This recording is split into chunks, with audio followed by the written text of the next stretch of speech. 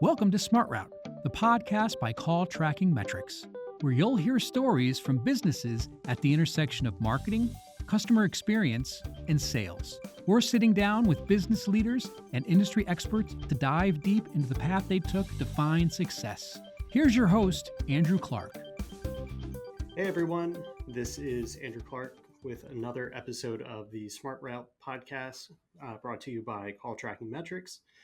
Today we have a special guest. Every guest is special, what am I saying? But today's a especially special one that I was introduced to via a colleague here at CTM. His name is Jeff Eisenfeld. Jeff comes with a myriad of really great experiences across big and small companies in the agency world, out of the agency world. But I'll leave his introduction to himself, but I just wanted to say that today he's coming as the Director of Search at Media by Mother. Just to recap, what we're going to be talking about a little bit today is his really great marketing campaign that launched an East Coast insurance company into kind of the stratosphere and public discussion through the use of YouTube.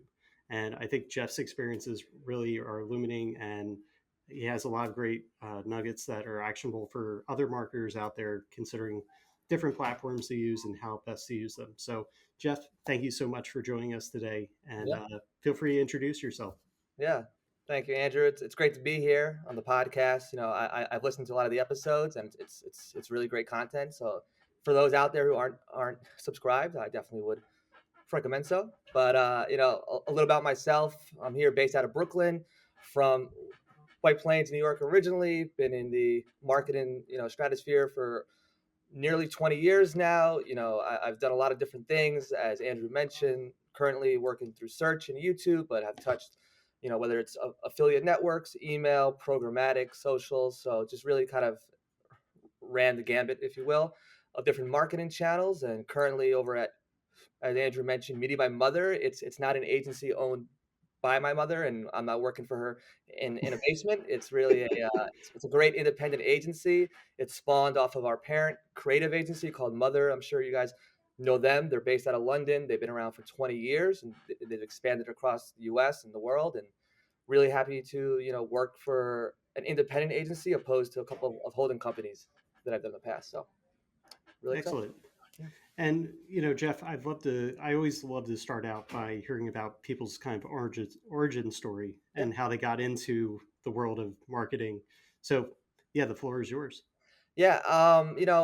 Really, it wasn't really a pivot. Just out of college, went to the Ohio State University. It's really important to emphasize the there, especially as national champions now in football. But always really liked marketing, communications. I also do real estate on the side. I used to work in the service industry as a waiter and a bartender in Manhattan. So I definitely like talking to people. I like to be in front of people. I really like to grow relationships, really benefit from that. When I first started in the industry, like most people, had an internship with an online publication, really liked it, found out about search, and really enjoyed it, from starting from the very bottom of building keywords and ad copy to, now strategy and planning and really great things. But I've always liked anything marketing, anything digital. It's really neat being part of Mother because they handle a lot of the cool part of advertising, which is, the commercials and the really great ads that you see, whether, they've got ads for Street Easy within the subway. But, for what I do on digital, it's always been the wave of the future of marketing, still is, especially with AI. So I've really gravitated towards that avenue. That's great.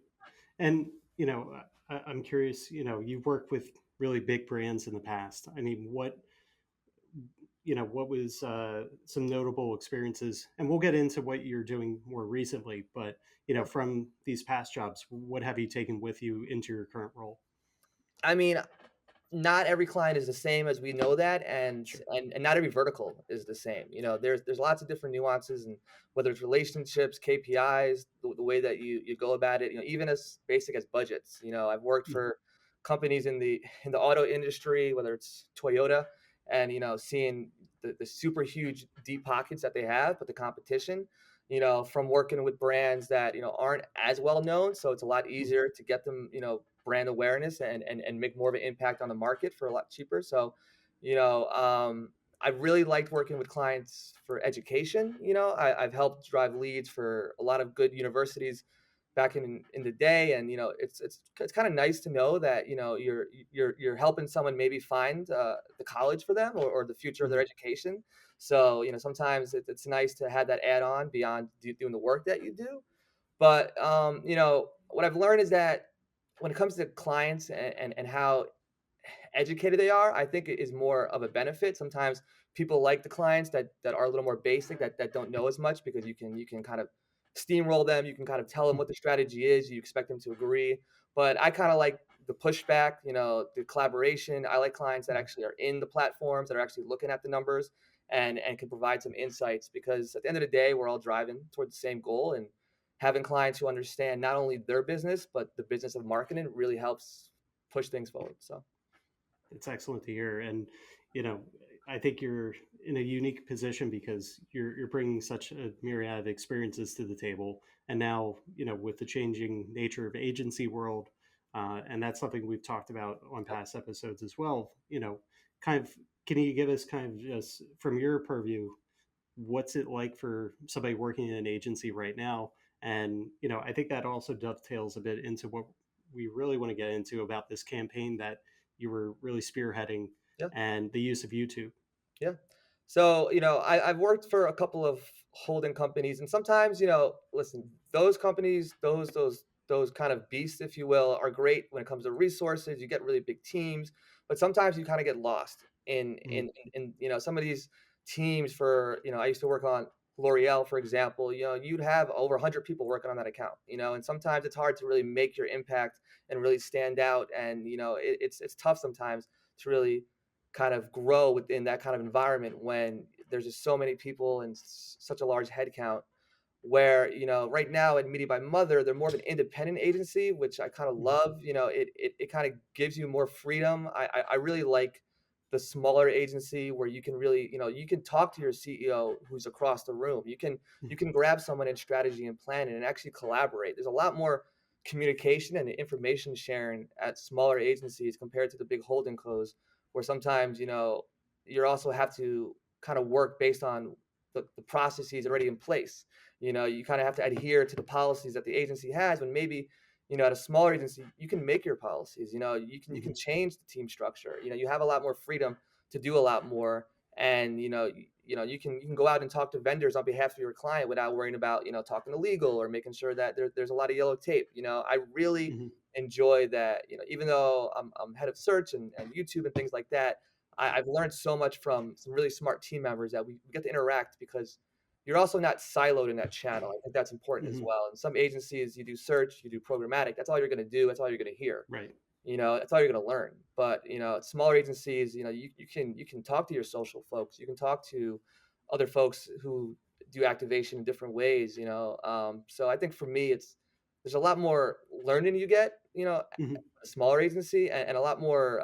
You can be more agile as far as what you can do, what you can accomplish, things like that. Sure. Yeah, that totally tracks with my own lived experience in agencies, big and small, prior to joining Call Tracking Metrics. So I Yeah, can empathize with that feeling. And yeah, I mean, I'm really want to get into some of this client work that we were talking about offline.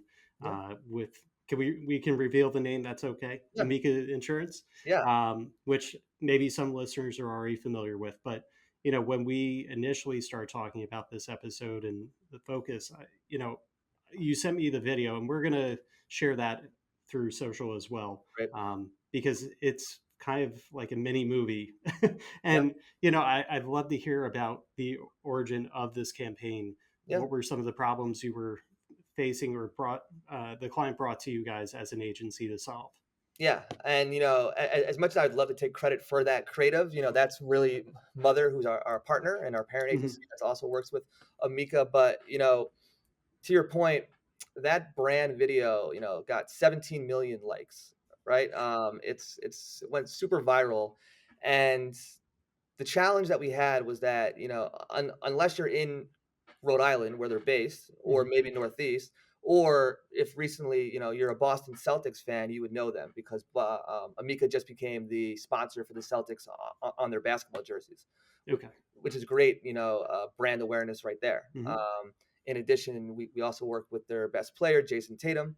So, in the future, we're going to have some great video spots for him as well, speaking to the Boston Celtics partnership. But, when you think about insurance, you typically think about, Allstate and Geico and a lot of the big national players. And you also think about comedy. You think about, Hmm. the Limu commercial. You think about the Allstate guy, gets in a lot of accidents, and they're funny. But for Amica, they wanted to zig when others zagged, right? They were like, how do we stand out? We have a great product. They have a lot of great awards. They have, some of the best retention rates. They're really smart, really good customer service. But how do we get the word out, amongst all that white noise of Hmm. comedy and a lot of bigger players in the space? And that's where they really focused on being empathetic for the individual, which you'll see in the video, really showing them that Amica is actually there for you, that when you call, you're going to get an actual human on the line, someone that's going to help you through, whether it's an auto accident or something within, there's a leak in your home, or you need to get life insurance in a pinch. They're just really on top of it. And I thought the direction that Mother took was really smart because it really honed in on the empathy, but also that human touch. And, it showed clips of someone trying to catch the last subway, and, you know, no one even moves inside the subway, and the door shuts and the guy's, left alone. And it's things like that, might happen, in the insurance world from other providers. But Amica Hmm. really thought, it was really a thoughtful approach. It's got a lot of media, whether on the drum or Ad Age, a lot of articles about it, and it's really helped. Not only their brand awareness and their business, but it makes my job easier. Sure. Because beyond YouTube, I do search, and search is a demand channel. So Hmm. when people hear about Amica and they look for it, it's going to help me capture them and help increase the searches. So all around, it really did great from a creative perspective, but it really helped elevate the overall marketing, whether it's TV, digital, whatnot. That's great to hear. And yeah, for listeners, when you do get a chance, and I hope you really do, go check out the video. It'll be linked. And something that also jumped out at me about the creative element of this video was it taps into just this more even non-insurance related human emotion around loneliness, things that are kind of bubbling up in the wider culture right now. And I thought it did a great job weaving that in while also discussing a business and a service that's provided. Um, and really, that was kind of secondary until much later in the video. So that, yeah, I think everybody, you'll hopefully have something resonate with you, even if it's not buying home or auto insurance. But you did allude to this already, that this creative was used in a variety of places. So all across kind of different displays, YouTube, search. I think we even talked a little bit about social. Yeah, Can you talk more to the strategy development yeah. that went into this? Absolutely. When it comes to activation, from what I've learned, and part of what our credo is within performance is that your bottom of the funnel is only as strong as your middle and top of the funnel. In order to capture that demand, to capture people that are going to want to look for your brand and your service, there needs to be really good brand awareness. You need to get the name out, and then you need to get people down the funnel to consideration when someone knows that they want insurance, but they're not sure. Is it Amica? Is it a Geico? Who's more expensive?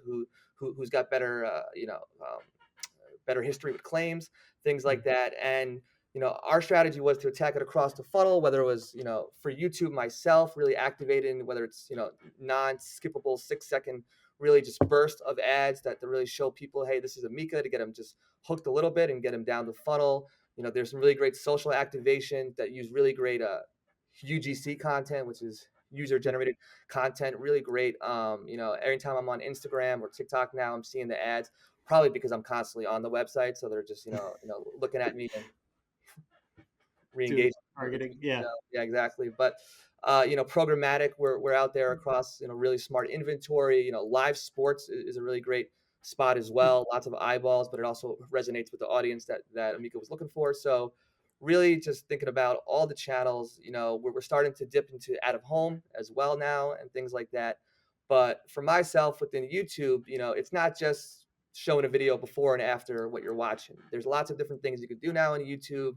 You can target for leads. You can really, they have now demand gen, which, we can, YouTube is never going to model, acquisition when it comes to search on their campaigns, but you can get people to site through demand gen and generate a lot of great clicks across different inventories. And then YouTube Shorts has really exploded. Mhm. It's something that we've seen, take off. YouTube is now probably still the second biggest search engine in the world, and a lot of folks now go to YouTube Shorts within the first 20, 30 seconds of their experience. So we want to make sure that we're there. We want to make sure the content resonates with the user. So we kind of took some really great social assets and tested them within YouTube for the shorts, which has expanded how long you can run those. So, just really capturing those people across the funnel really ensured that we're going to get them finally to fill out those lead forms and get them to get policies with Amica. Mhm. And then, of course, you always get really great brand lift studies through YouTube, Right. something that, I've always really loved. Not only do you get the numbers and you can see how your assets perform and lead generation, but you can also, how is it impacting brand awareness? How is it ad recall? Are folks really understanding who we are now? What about consideration, purchase intent, favorability? All really good indicators of success that you can earn on top of what you're running. And then there's also search lift, which is one of my Mm. favorites because it really shows that super strong halo effect of, how does my YouTube impact search? And it really shows that it's getting the awareness, it's getting people interested, it's getting them educated. They come down the Mhm. funnel, and then it helps us capture them, especially in brand search. So it's a really thoughtful process through all channels, but the main thing is having them work together, not in silo, to kind of move people down that funnel is really the goal. That's great to hear. And, to that point, do you have any data that you can share with us about some of the results that came out of this?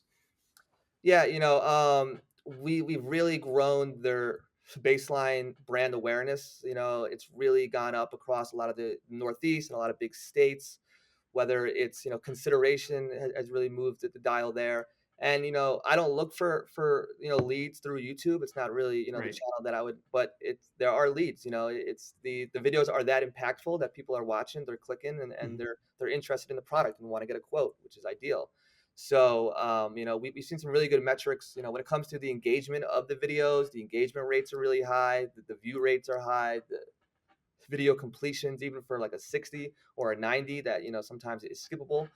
Really, people watch most of the video. So, from what I've seen, really engage people who watch our videos, and it really elicits a lot of activity, whether it's likes, subscribers to the Amica channel, or Mhm. even down funnel clicks and people filling out, for leads.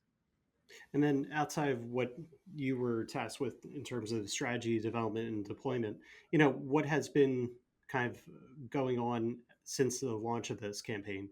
Have there been other content pieces that are building upon this or plans for that? Absolutely. The growth of Amica since a lot of these creatives have come out have really exploded. You can see that within brand search queries alone. There's a lot Hmm. of interest for the brand now, not just in the Northeast, but across the US, which is the goal. So we're really happy there. But we're also really seeing some really good success with new creative, that because a lot of what we focused on was Brandon, really to Hmm. understand who Amica is and why they're great. But now we're going to start to focus even more down the funnel with some great assets. Whether I kind of alluded to, there's going to be some more focus on the Celtics partnership, which is great. Hmm. There's going to be some really good Jason Tatum spots, but in addition, we're looking to develop some new spots that are going to help people not only now who know the brand, but really help them decide why Amica's great. And that's more assets for the middle of the funnel to say, you're interested in insurance, but you're not sure who. And we Hmm. have some really good assets coming out soon that are really going to show you what makes Amica great to get you kind of across that finish line, if you will. Yeah, that's awesome to hear. And, I think this is a great case study in deploying a creative, centering it on creative first and then deploying it in a myriad of ways and just Exactly. seeing the ripple effect and, what you discuss about the halo effect from, brand awareness down into a little further down the funnel with search queries going up and just the brand awareness growing overall and across these digital channels is really awesome to see. And I have to ask, like, when you guys were starting out with this, was anybody kind of like, oh, I'm unsure, is YouTube the right way to go? What were some of those discussions like? How did you decide, yes, YouTube is the way we need to do this? Because Yeah. there's so many digital platforms now Yeah. and And, different ways to you know, approach it. yeah, that's a great point. And, we are active across video, across all the other mediums and channels. It's not just a YouTube buy, but, for someone like myself, I'm always just in awe that YouTube is the second biggest search engine. It's Hmm. something that, I mean, personally, I'm on there, but when it comes to how-to videos and like perhaps maybe to help me cook, I'll be on Hmm. there. But other than that, I'm not a big user of YouTube, but its growth has just been huge, and it's been every year exponentially growing. It's starting to replace TV, as well as the Hmm. main medium. I think there's a lot of advantages of YouTube. There's lots of subscribers, there's lots of eyeballs there, but there's lots of flexibility. There's also really good efficiencies that you can gain out of YouTube. We talked about top of the funnel assets and running, non-skippable creative. It's really about a cost per view instead of just a set CPM. And right there, Hmm. you're really paying for what you want instead of having to, do more of a performance model. But I think we just knew that YouTube is just growing. It's something that's front and center, and we thought it was just integral to the overall strategy. That's great. And, as we're, a way I always like to kind of conclude these episodes is asking guests, uh, could you offer 1 to 2 pieces of professional advice to people starting out in this field? Yeah, And I think you have a lot to share because just how many different places you've worked yeah. and, working on some big campaigns that have gotten national exposure. Yeah, and just thinking about the overall industry in Mhm. digital, I have a really good background in client services, and I think that Mhm. really is important for anybody who's client facing in any digital role because clients really love partners, not vendors, right? Partners who listen, who are proactive, who understand their business and come to the table with solutions. A lot of folks are just reactive. A lot of folks, Mhm. have KPIs. They kind of do the bare minimum. Clients happy with performance, great. But going that extra step, just doing like 10% research on the side about the vertical, the industry, kind of looking at their company, earnings, things like that. If the client knows that you're tuned in to what they do and the industry, it's going to give them more respect for you. It's going to get a much softer leash where you can do a lot more Mhm. because they trust you. And I think being accountable is really big in this space. Mhm. Lots of folks set deadlines, don't commit to them. A lot of things push things off. It's Thursday afternoon. We'll do it Monday. We'll do it Tuesday. You know how that goes. I think if you can be accountable and your clients can count on you, it's really strong, especially when things get bad. If the client comes to you and says, "Hey, we need a plan. We've got incremental. What do we do?" Being their partner, it goes a long way. Than just sitting there doing the bare minimum, making sure that each report gets churned out. That's great, but Mhm. that's what any agency can do. It's really Right. about the contact. It's about, how you work with that client and really show them that you're not happy with the work because there's always more work to be done and there's more things that we can do together. So for me, I'm probably a little hard on myself because I challenge myself to really Mhm. try to be the best I can for my clients. And, it really comes out with passion, I think. I think my clients Mhm. know that end of the day, I want them to succeed. And, I'm very agile to help them with that. That's awesome.